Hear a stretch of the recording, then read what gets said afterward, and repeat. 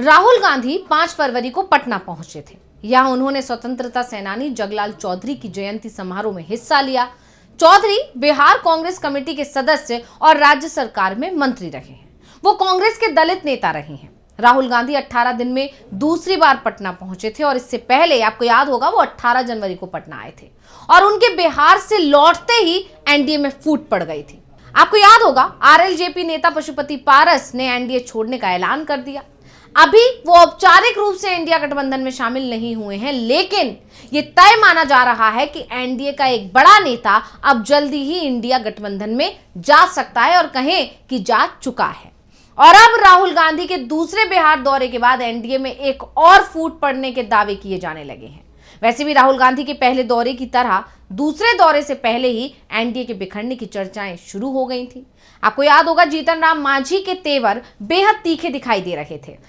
जीतन राम मांझी ने साफ तौर पर कहा था कि उनके जो विधायक हैं, उनके जो समर्थक हैं, वो तो 40 सीटें चाहते हैं, लेकिन हम उन्हें 20 के लिए मना लेंगे। तो कम से कम 20 सीटें तो जीतन राम मांझी को चाहिए, यानी उनकी पार्टी को चाहिए ही थी। इसके बाद उनके तेवर और तल्ख हो गए और उन्होंने फिर 40 सीटों की मांग कर डाली। ऐसे में जब राहुल गांधी एक बार फिर पटना पहुंचे तो सवाल उठ रहे थे कि क्या राहुल के दौरे के बाद मांझी एनडीए से आउट होंगे। लेकिन अब खबर आ रही है कि निशाना तो कहीं और लगा है। तो आज हम बिहार एनडीए में पड़ती फूट को लेकर ही अपनी इस स्पेशल रिपोर्ट में करेंगे बात। नमस्कार, मैं हूं अंशिता। राहुल गांधी के बिहार दौरे पर पहुंचते ही एनडीए में खलबली मच जाती है। बीजेपी राहुल गांधी से डरी हुई दिखाई दे रही है, इसलिए उनके बिहार पहुंचने से पहले ही बीजेपी के नेताओं की बयानबाजी शुरू हो जाती है। लेकिन राहुल जब भी बिहार जा रहे हैं, बीजेपी को बड़े झटके देकर आ रहे हैं और इस बार भी राहुल बीजेपी को बड़ा झटका देने की तैयारी कर चुके हैं। दरअसल इस तरह की चर्चाएं इसलिए जोर पकड़ रही हैं क्योंकि यह खबर आई राहुल गांधी जिस विमान से दिल्ली से पटना पहुंचे उसमें राष्ट्रीय लोक समता पार्टी के चीफ उपेंद्र कुशवाहा भी सवार थे। दोनों ही नेताओं के बीच बातचीत की खबर भी आ रही है। दोनों ही नेता एक साथ पटना पहुंचे और इसके बाद राहुल गांधी सबसे पहले बिहार विधानसभा में कांग्रेस विधायक दल के नेता शकील अहमद खान के घर पहुंचे, उनसे मुलाकात की। शकील अहमद खान के 18 साल की बेटी आयन खान ने हाल ही में खुद की जान दे दी थी।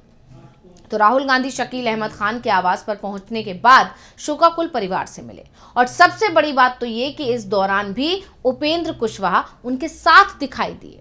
राहुल और उपेंद्र के बीच 1 घंटे तक बैठक की भी खबर आ रही है और इसके बाद से ही बिहार की सियासत में खलबली मच गई है। सवाल उठ रहे हैं कि पशुपति पारस के बाद क्या अब उपेंद्र कुशवाहा पाला बदलने वाले हैं, क्योंकि आप जानते ही उपेंद्र कुशवाहा लगातार पिछले दिनों से तल्ख तेवर दिखा रहे हैं। यहां तक कि उन्होंने बीजेपी आलाकमान को सख्त चेतावनी दे दी थी कि जो लोकसभा चुनाव में हुआ वो बिहार विधानसभा चुनाव के में तो नहीं होने देंगे।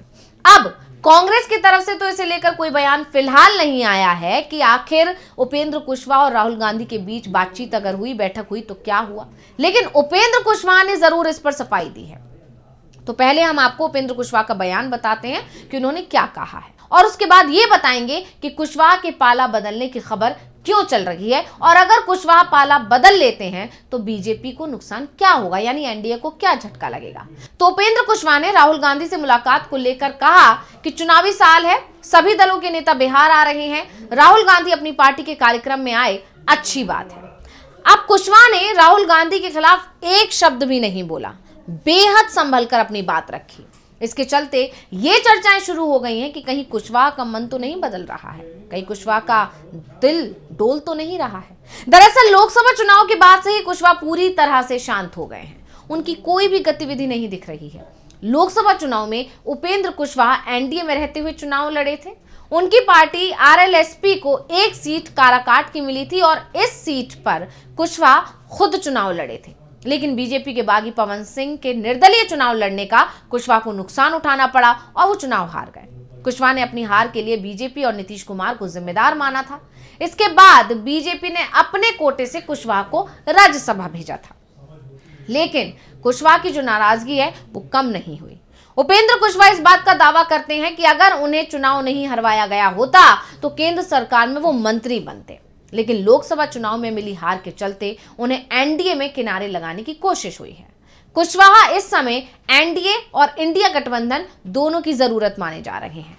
तो ऐसे में यह सवाल भी है कि आखिर ऐसा क्यों वो दोनों की जरूरत बने हुए हैं। तो आपको बता दें कि इसका कारण है कि वो कोयली समुदाय से आते हैं, उनकी अपने समाज पर अच्छी पकड़ मानी जाती है। अब बिहार के जातीय सर्वे के आंकड़ों की बात करें तो उन आंकड़ों में राज्य में कुशवाहा यानी कोयली समाज की संख्या 4.21% है। कुर्मी, कुशवाहा नीतीश कुमार और एनडीए का कोर वोटर माना जाता है, लेकिन लोकसभा चुनाव में लालू यादव ने टिकट देकर इसमें सेंधमारी की थी और चुनाव में कुशवाहा के खिलाफ जिस तरह से बीजेपी की तरफ से साजिश की गई, उन्हें हरवाया गया, उससे भी कुशवाहा समुदाय नाराज हो गया था और इसी का फायदा इंडिया गठबंधन को चुनावों में मिल गया था।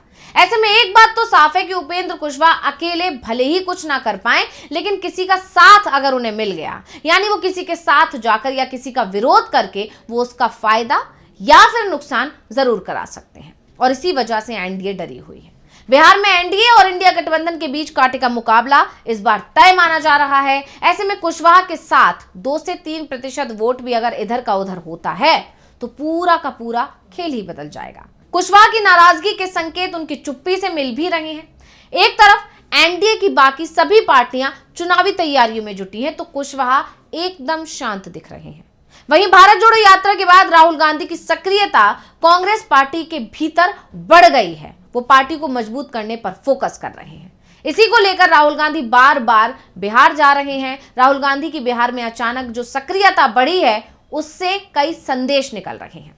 दावा किया जा रहा है कि राहुल गांधी अब पूरे देश में कांग्रेस को मजबूत बनाने की कोशिश में जुटे हुए हैं।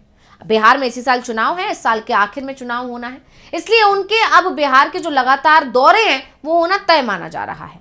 राहुल गांधी अपने दौरे से दलित, मुस्लिम और ओबीसी वर्ग को साधने की कोशिश कर रहे हैं। ये वही वर्ग है जो बीजेपी से नाराज है।